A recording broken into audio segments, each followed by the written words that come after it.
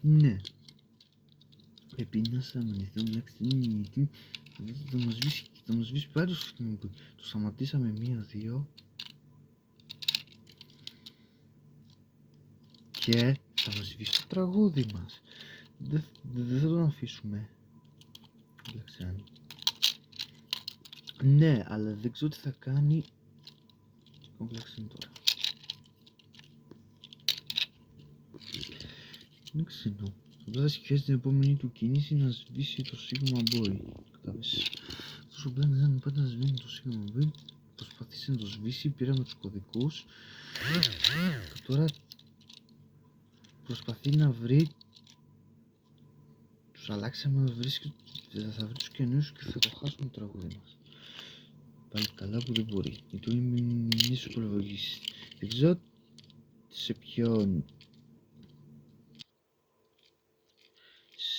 Σε ποια ειδικότητα